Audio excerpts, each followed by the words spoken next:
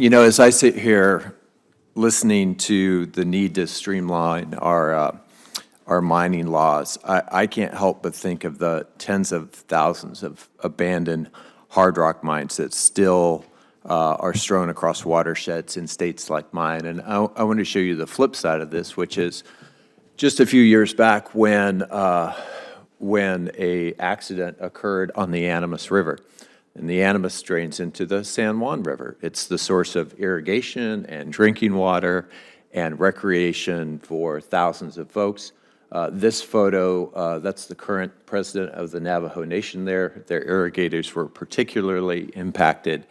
And when you get it wrong, I would just ask you, would you want to drink that water? Would you want to irrigate with that water? There's an enormous amount of heavy metals that get released when that was a blowout. So, as I said, the mining law we're talking about was developed and written in 1872. There were only 37 states in the Union at that time. Most of us on this committee actually represent states that were still territories. I still do. In fact, my state is 40 years younger than the mining law. So as we sit here talking about how to open new mines, mine pollution is still leaking into streams and rivers across the West. It kills fish, and it renders water unfit for drinking and irrigation. Most of us in the West are highly water dependent, and we just don't have the quantities of water that people in the East take for granted.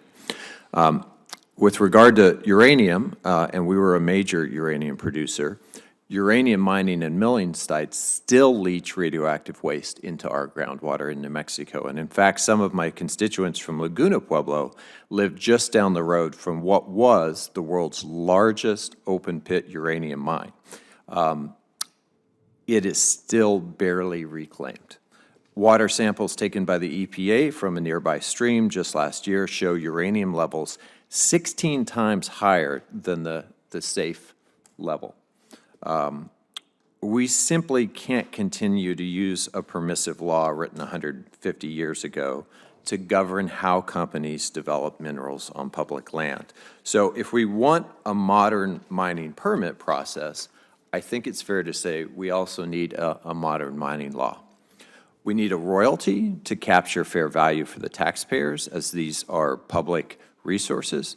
We need a reclamation fee. We need a process to protect the places that just aren't appropriate for development, whether that's the headwaters of the Pecos or the watershed around the boundary waters. And above all, what we really need is dedicated funding to clean up abandoned mines so that accidents like this, and this is not an anomaly in my state. We've had multiple accidents on the Animas, which also impacted Colorado. I remember the first time I ever talked to Governor Hickenlooper was as a result of this spill. We've had it happen on the Pecos. The Red River is still recovering from the impacts to the Red River. So as the chairman can attest, and he alluded to this a few minutes ago, all of these things are already in place for coal development, for oil and gas development. Hard rock mines are the only industrial use allowed on our public lands that has none of these public safeguards in place. So mining's been good to me. My father did exploration for Anaconda copper.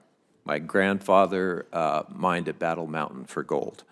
And I agree that we need new sources of minerals that are necessary for all of these technologies. But I don't think we'll get them with the same old mining law because local communities won't give them the social license until they know that their water is safe. So I would just make the case that if you want a better mining permit process, let's also write a better mining law.